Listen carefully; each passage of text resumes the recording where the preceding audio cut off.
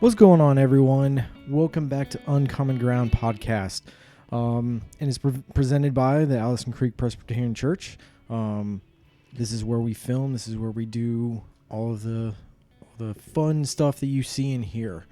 And also, if you're listening to us and you get a chance, definitely check out the Sunday worship every Sunday. We do it live stream on YouTube.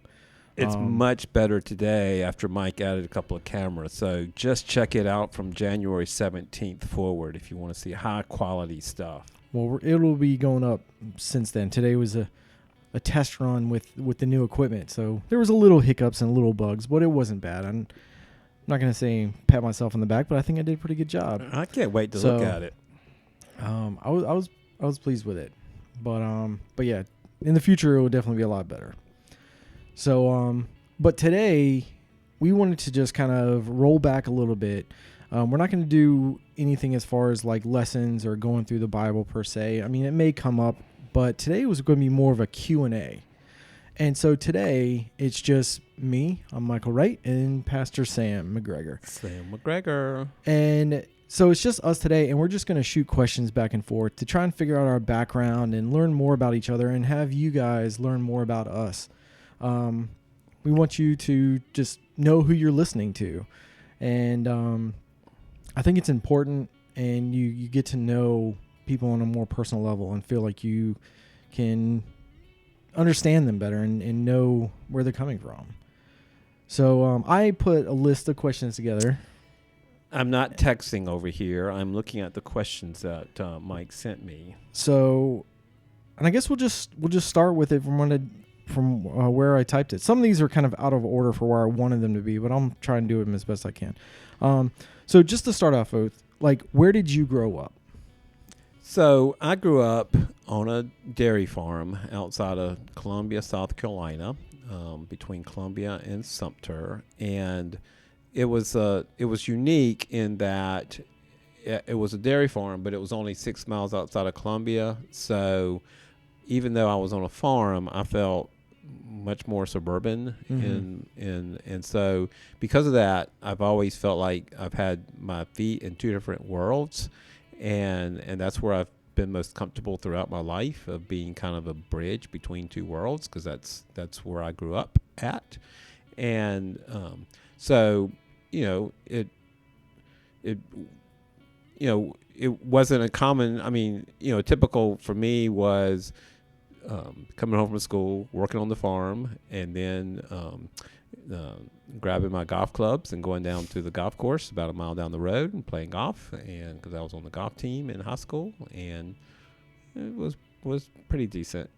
And going, weekends was doing stuff in Columbia and typical kind of stuff. I grew up playing on the soccer fields and doing sports in Columbia, and so that's my background. So it was you grew up in a small town, but you had the luxury that you could get to a larger city not far away. I would not say a small town. I would say it was more suburban. I mean, it was only right on the edges of Columbia. Okay. So it was the last dairy farm in Richland County. And so, I mean, the city school kids would come out to the farm for field trips and such. And but yeah, it was more like the area where we are here at Allison Creek, where if you think about if we had a dairy farm right here in this area, which is a rural area in many ways, but yet is suburban, and everybody that lives around here and lives in all the developments around here are all consider themselves part of the Charlotte world. So yeah. So growing up in that area, do you think that it had influenced some of your religious beliefs? So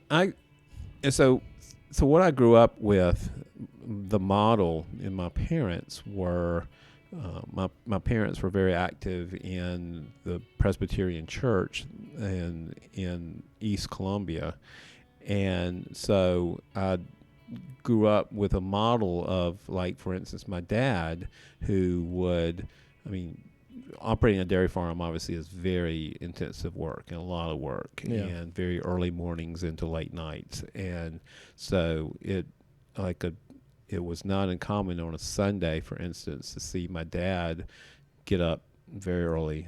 I'm talking 3:30 in the morning, and go to work, and then feed up afterwards, come home in time to take a bath, eat breakfast, get dressed, make it in time for Sunday school and church. And my dad was the one person at that church that had permission to sleep through the service. And that's that. I mean, it was kind of a running joke in that church that my dad, he slept through the services, and then he'd come home and get lunch and take a nap and go back to work and come home that night, and sometimes then go back to the church for a session meeting that night. So, when people today talk about, well, I don't have time or whatever, I've got other commitments, that I grew up in a different kind of model of that. So because so your question is, how did that influence my religious belief? Well, obviously, growing up in a Presbyterian home and growing up in a Presbyterian church, a Presbyterian Christian church, greatly influenced my understanding of religion, and I mean, that's what I am today because that's what I grew up with, and it's my tribe and where I'm most comfortable. And my kids, I have 3 young adult kids now, and my 2 daughters have followed that same path and have adopted that religious commitment and that religious understanding. And I have a 3rd child, a son, that is choosing to go in a different direction than that. And so. Well, we'll get back to that one. Okay, let's get back to that. But is the area mostly Presbyterian? Is that like what it was in the area? Because I know that I was born in Hendersonville, North Carolina. Mm-hmm. I mean, mountains everywhere. Mm-hmm. And everywhere you look, there's a Baptist church, mm-hmm. like every 20 feet. So, like, I know that area is mostly Baptist. Right. There's a few other ones here and there, but it's mostly Baptist. So right here in York County, you see a lot of Presbyterian churches, and that comes from an influence of Scotch Presbyterians immigrating to Pennsylvania first, and then immigrating from Pennsylvania down to this area. So that's why this is York County, because that's bringing the name York from mm-hmm. Pennsylvania. Next door is Lancaster. Chester. I mean, these are all names that were brought down from Pennsylvania, and so the influx of the Scotch Presbyterians, obviously they brought their religious preferences with them, and so that's where you see a lot of Presbyterian churches in this area that date back to the late 1700s, early to mid 1800s, and so that's. And so, growing up in Columbia, there were several Presbyterian churches that were options. I mean, my parents grew up in a larger church, and then the church where I grew up in was one that started right about the time that I was born. So my parents moved their membership and were early starters of that particular church. Okay. That's interesting. I did not know that about this area, mm-hmm. that is mostly from Pennsylvania. It's interesting because most time when you think of Pennsylvania, you think of like Amish, like that kind of religious up there. But I guess if that stayed up there and everyone else came down here. Well, again, the Amish was a different set. They've come from that Anabaptist mm-hmm. tradition, but yeah, this area was greatly influenced from Presbyterians immigrating south from Pennsylvania. Well, that's very cool. So that is a definitely some information that everyone So now knows. You learned. I did learn, and I like that. I love learning history and things like that. I think it's fascinating. So knowing that, it makes a lot of sense now, hearing like all the names and everything like that. But I did not know that. Yeah. So, what about like some of your friends, like growing up? Did they have the same kind of stuff, or was there? Mike, one of the things that I'm not real proud of is I kind of had a dual identity. I was very involved in the church and had a very strong set of church friends and so we had it wasn't a very big church, similar in size probably to Allison Creek, and so we had a youth group typically of 10 or 12 kids, and we were very close with each other. And then at school, I mean, my best friend at school, I never talked about church. I never invited him to be a part of that, and I never talked about any of that with him. And in many ways, I kind of had a dual identity. And when I went off to college to Clemson, I kind of faced that same challenge as well, and that I quickly got involved with the Presbyterian student group at Clemson, but then I also had friends on the hall that were, doing some heavy drugs kind of stuff. And so for me, it was a decision of which group do I feel most connected to, which is my tribe. And so for me, that was a decision that I chose to make, and to say, this group over here of that were part of the Presbyterian Student Association, that's where I felt like I could be who I really was. And it's not coincidental that those friends that I made in that group are still my good friends today. And in fact, it was just through random set of circumstances that many of us have ended up in this area, and that I'm able to still stay in contact with. The irony too is we had one friend who was from York County, and Michael, I used to pick on her because she had some, like, a couple of generations of folks that were from York County. So she would talk about, it was rural York County and small town, and I perceived myself as being from a bigger town, and so I used to pick on her all the time about York County and Hickey, York County, and here we are, 20 years. It is our home. Yeah, that's cool. I think it's interesting that you said you had a split personality kind of thing, as far as, like, I guess, hiding your religious beliefs from some people. Because I was like the exact opposite.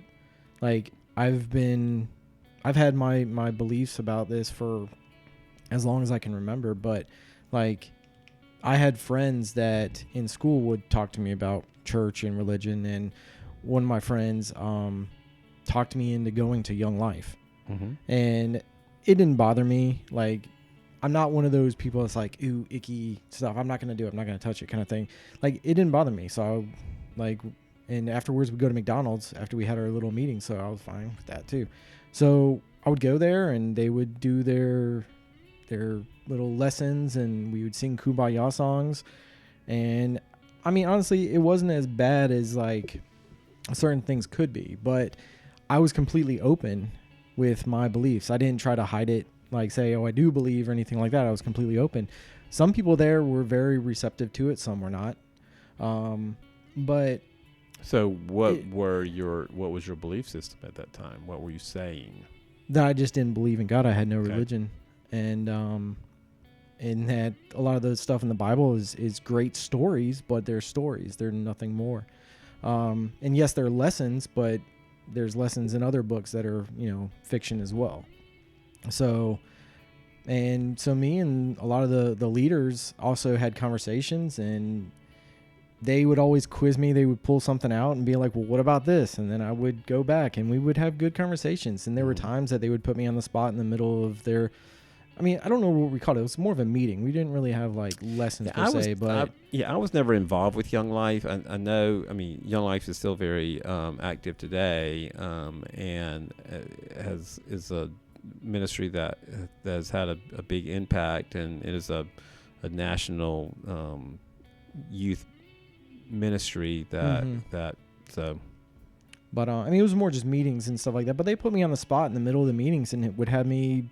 They would ask me a question in amongst everyone, and I would give my opinion on it. And it was a pretty big group. I mean, we probably had about 20 kids. Right. So, I mean, it was pretty big. But I was completely open with it. I didn't try to hide anything from anybody. So when you felt like they were putting you on the spot, so did you feel like that was a turnoff to you then? Oh, no. You like to argue. No, it's not that I like to argue, but I do like to debate and talk to people and have conversations. And it's more the people I don't like talking to are the ones that will only be on the defense. They don't want to really hear your position. Mm-hmm. They will repeat the same response every time, no matter what you say. And I'm like, all right, we're not getting anywhere with this. And then I will just end that conversation. But I mean, sometimes when they would, have me stand up and they ask me whatever my question is, I respond. And some people would have a rebuttal question and stuff like that. And it was fine. It didn't bother me at all. And I mean, I think I really only had issues with like 3 people in the group, and they were that standoffish and they don't want to hear anything that I had to say. Right. So I think it was a good thing. So because your grandfather was a minister, right? Yes.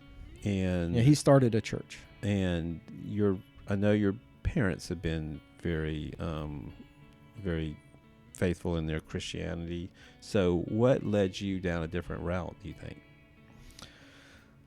I don't know. I mean, when I was really little, we went to church. I did the Sunday school things. I mean, honestly, I don't remember a lot of it, like what the teachings were and stuff like that. But I think at some point I just was like, I don't believe you. I don't believe that this is what you're telling me, kind of thing. Mm-hmm. And then I just started reading things on my own and looking things up on my own, and I just gained my own views on those. So, I mean, it's kind of how it's always been. I mean, my grandmother, my mom's mom, was also very religious as well. I mean, my grandfather and my mom's dad was kind of religious too, but he was not as religious. He was not as like, I have to go every Sunday to church kind of thing. Mm-hmm. He had his views, and that's what his views were. And he didn't really share much with anybody, at least not with like me or anything like that. Mm-hmm. But I feel like I lead towards him. Like, he got his information, he had his views, and those were his views of what it is. And he didn't really argue with people, but that's just what his views were. And I feel like that's what mine were. So I just kind of like built my own. Because my son says to us that he feels like we didn't expose him to enough stuff, that we tried to, in his opinion, try to force him into Christianity or in that we never exposed him to other religions, and that's what we should do, and that when he has kids, that's what he's going to do is make sure that his kids have lots of opportunities to look at lots of different religious options and make their own choice. What's his religious beliefs? He would describe himself, I would probably very similar to what you say. I mean, he would not say he is Christian. He would say, I mean, does he believe in God? Does he have a spiritual background as far as like that goes? I'm not sure he would say yes to that. Okay. He would say more. I mean, he used to love to argue or try to force arguments with me, in which he would pull scriptures out of the Bible that make God look very vindictive and antagonistic, militaristic, and he would go to sites and read stuff that would be a very conservative, legalistic interpretation of Christianity, mm-hmm. and keep trying to throw that at my wife and I, and we'd say, James, we don't believe that either, and so for him it was it's very black and white, and we kept, my belief system is there's a whole lot of gray in there, and so, we don't have those conversations now, as very much, but I mean, he's still, I think, considers himself in that kind of place. Okay. I mean, it's interesting that he said that you guys didn't push it on him enough. Like, it's almost like he wanted you guys to push it on him more. No, he felt like we did. Oh, that you did? we didn't give him options, that we should have exposed him to more religious options than we did. I can say I can understand that, but in the same regards, he had his own choice to go look out other options, I feel. Because I feel like my parents brought me to church when I was younger, but then at some point I was like, I'm not going to go. I'm going to go do something else. And during those times, like, I could have looked up other religions. I have looked up other religions, and as all the religions, they all seem just... I don't understand why there's different religions, but I'll be for another podcast. Because there's a lot going into all the different kinds of religion. But I didn't feel my parents pushed me per se, but they were not, at least in my eyes, they were not happy that I was not going. Mm-hmm. Like, they seemed a little disappointed. I could be wrong. I'm sure my parents may have a different view on that. But based on like their responses to me not doing things, they were disappointed. But that was okay. I mean, my parents have not baptized me. They wanted me to make that decision, and I'm fine with that. I mean, even if I did get... I'm going to have them baptized by the end of this podcast. Oh, yeah. We'll see about that. We're going to, when he's filming the services, I'm going to throw some water dump on me him. with water? Yeah. I guess we'll see if I melt. Somebody told me one time about going to a youth event at their friend's church, and they had to go through something where they ended up baptizing them.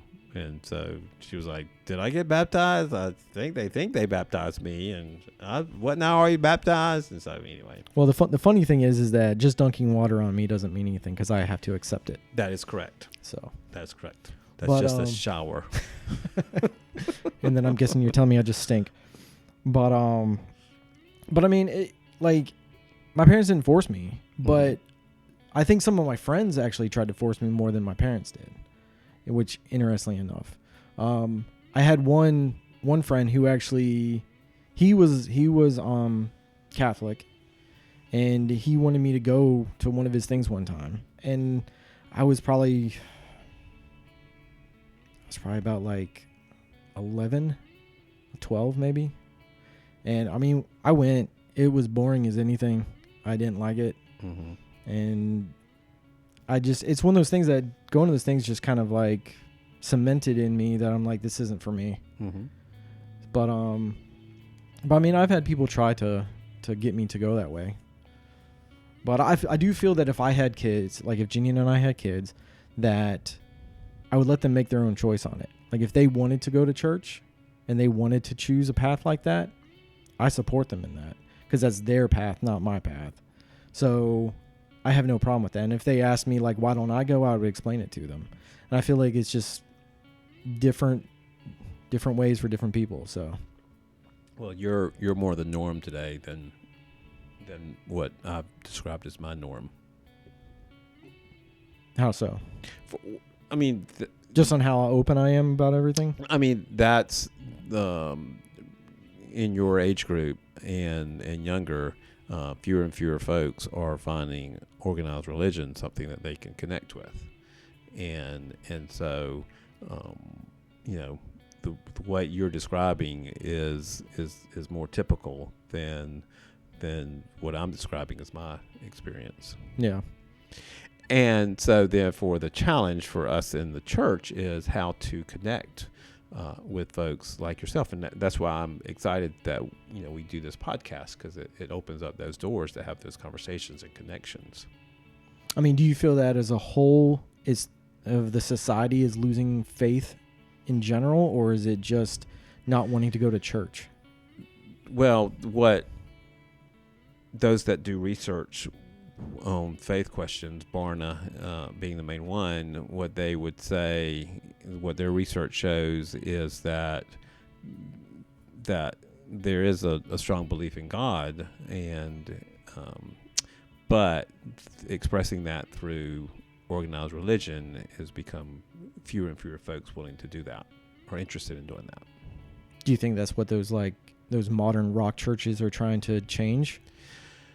Well, the pandemic is challenging all of us in many ways, and what you describe as modern rock churches, I sometimes use the term big box churches.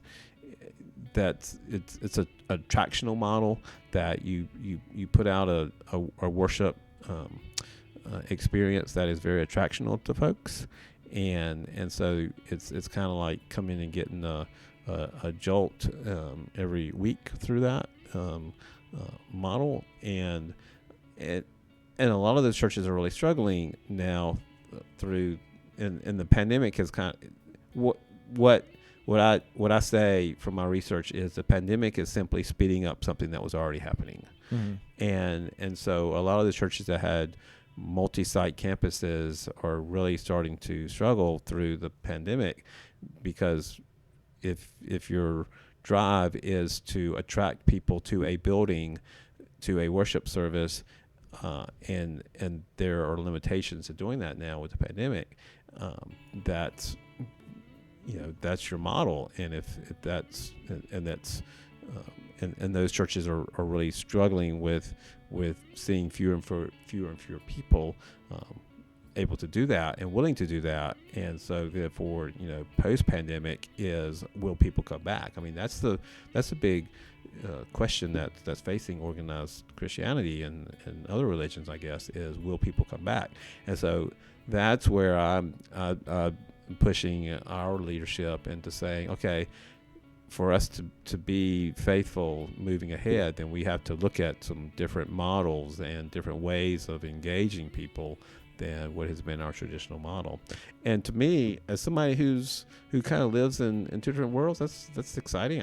I'm very comfortable in that kind of chaos or disorientation. A lot of folks that want things steady and consistent, same thing every week after week after week in their life, is very disorienting. But if you're used to being in a free flowing, constantly changing situation, then it can be very exciting to be in that environment, which is where we are now. Okay.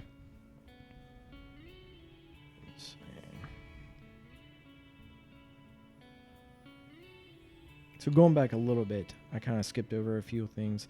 When you were younger, mm-hmm. Did you want to be what did you want to be when you grew up? Well, if you walk in my office, you will see that I have a degree in dairy science from Clemson University. So I thought growing up on a dairy farm that I was going to work in the dairy industry in some way. I went off to Clemson with a desire to enter into the dairy industry in some way, and went through 3 years of college moving in that direction and kind of exploring how can my gifts be used in that area. And then after my junior year at Clemson, I worked on a ministry on the border of Arizona and Mexico, Agua Prieta and Douglas, Arizona. And that summer of getting away from the only environment that I knew was helpful for me to realize that is not where I was called into. And so I came back from Clemson for my senior year and started exploring my options and directions. And actually, the first person I talked to was my animal reproduction professor, who was a Presbyterian elder, Joe Dickey, and said to him, I don't think this is what I'm called to do. So, and one of the things that I loved about Dr. Dickey is when we had to write a paper for the end of that class in animal reproduction, and I said, can I do something that maybe would be helpful to me if I'm going to seminary? and he allowed me to write a paper about the psychological effects of abortion, and so coming back from that, exploring different options, and then that's where I ended up going to seminary after college. So my last semester at Clemson, I had saved up a lot of electives, and so I was using those electives to do things like I took a New Testament course, I took a group dynamics course, I took a developmental psychology course, but also had to take lactation and animal reproduction. So yeah. So with you starting to take those classes, did you decide that you wanted to be a pastor then? When I went to seminary, I thought I was going to be a pastoral counselor, and after getting seminary and kind of going through the process, I realized that my calling was to be a pastor. And when I was interviewing coming out of seminary, I thought initially I was going to be an associate pastor, but I interviewed and none of those churches were working out. So then I ended up going to a small town in North Carolina, Siler City, and ended up being a solo pastor there for 8 years. And that was a great experience because the Siler City was going through a upheaval with immigration, and all of the immigration debate today, I got to see firsthand in a microcosm of the challenges and the opportunities that massive amounts of immigration into a community, what that does, and the challenges and opportunities. So that was, a great, unique blessing to be there for 8 years before coming here, where I've been here for 20. Cool. So, I mean, going over your past, I mean, it seems that going over my past. Yeah, going over your past. That's what it is. You've basically had like a Presbyterian background your entire life. Have you ever wanted to, or have you ever actually considered a different denomination or checked out another religion? No, because they're all wrong. Sorry, my Methodist friends and Baptist friends. I'm looking at you. It's my tribe. It's my tribe. Have you ever audited another church of a different denomination? When I was in seminary, we were required in some of our class work to attend other churches. So I went to a Seventh-day Adventist church. I went to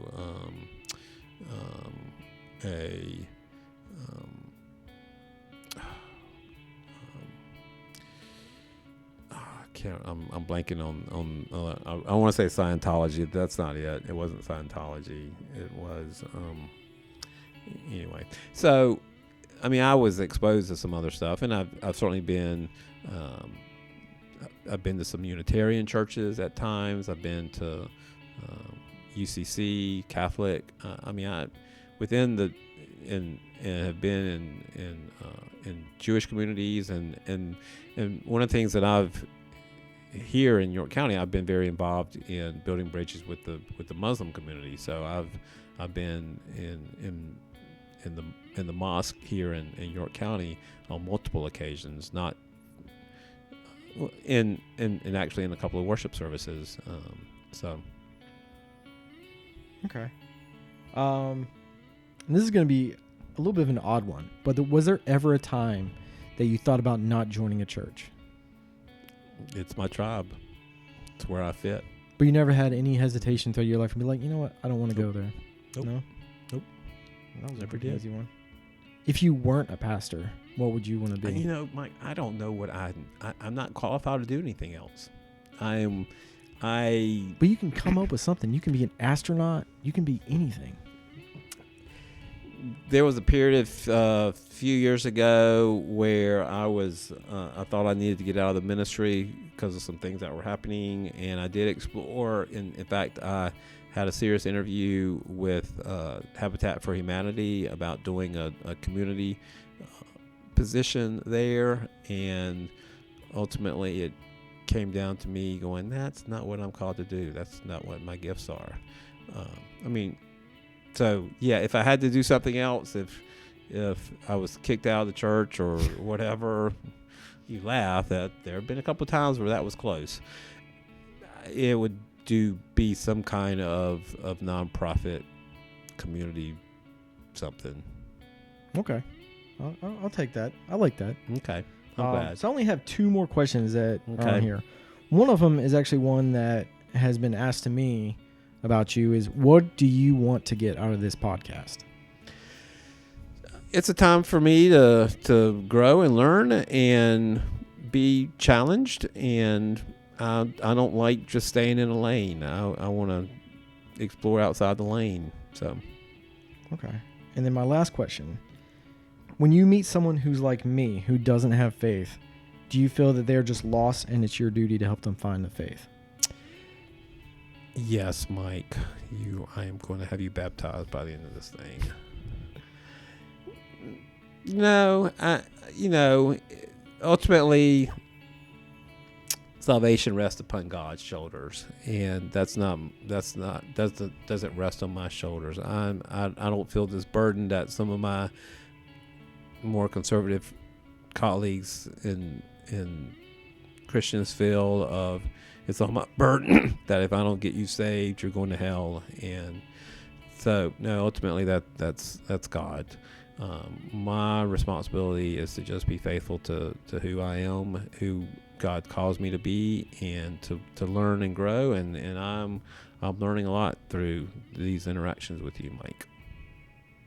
That's good. I like that. Yeah. Okay. Glad. I mean, I didn't see you as like the pushy kind of person anyways, but it just was a question. Okay. So I Glad liked it. you I asked. thought it was a good one. Glad you asked. So that's all of my questions. Are there Okay. any other questions that you had that for me that weren't kind of like Well, a return why don't question? we wrap up things here, because I think we've kind of extended our time here, and then maybe the next time we gather, we'll kind of push on you a little bit. That's fine. And some of your reactions to some of these questions. Yeah, definitely we can do that. So anyways, guys, so definitely you'll want to check in next time to see what Sam has for me. Okay. And I don't think I'm worried at all, but who knows? He may come out of left field with something. Who knows? But anyways, guys, we hope you enjoyed it. Definitely check out some of the other ones if you haven't had a chance to yet. We talk about a whole bunch of different stuff like right now. So, and if there's something that you want us to talk about, a certain kind of subject, a certain like passage in the Bible or whatever, and wants both of our views, then definitely let us know. Shoot us an email, leave us a comment below. Tell Sam in person if you want to do that. Carrier pigeon, however you want to communicate, I'm fine with, and I'm sure Sam will figure it out too. So anyway, guys, we will see you next week. All right. Take care. Thank you very much. Bye.